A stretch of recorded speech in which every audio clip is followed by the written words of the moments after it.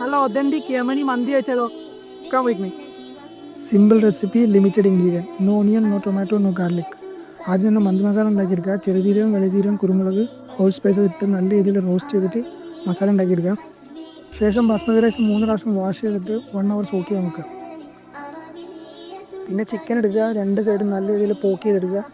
ഒരു പാത്രത്തിലേക്ക് കുറച്ച് സാഫ്രോൺ, കുറച്ച് ഹോട്ട് വാട്ടർ, നമ്മൾ ഉണ്ടാക്കിയ മന്തി മസാല, ആവശ്യത്തിന് ഉപ്പ്, ഒരു ചെറുനാരങ്ങ നീര്, കുറച്ച് മഞ്ഞൾപ്പൊടി ഇട്ടിട്ട് നല്ല രീതിയിൽ മസാല ഉണ്ടാക്കി തിരുമ്മി പിടിപ്പിക്കുക ചിക്കനിൽ. ഒരു 20 മിനിറ്റ്സ് മാരിനേറ്റ് ചെയ്ത് ഒരു 30 മിനിറ്റ്സ് 180 ബേക്ക് ചെയ്തെടുക്കുക. ചോറുണ്ടാക്കുക, ഓയിൽ ഒഴിക്കുക, ഹോൾ സ്പൈസസ് ഇടുക, ഡ്രൈഡ് ലെമണും ചിക്കൻ സ്റ്റോക്കും വെള്ളം ഒഴിക്കുക. 4 ഗ്ലാസ് അരിക്ക് 6 ഗ്ലാസ് വെള്ളം എടുക്കണം. ആവശ്യത്തിന് ഉപ്പും ഒരു ഭംഗിക്ക് 3 മുളകും ഇട്ട് നമ്മൾ കുതിർത്ത് വെച്ച അരി ഇട്ട് ഹൈ ഫ്ലെയിമിൽ ഒരു വിസിൽ അടിച്ചെടുക്കുക.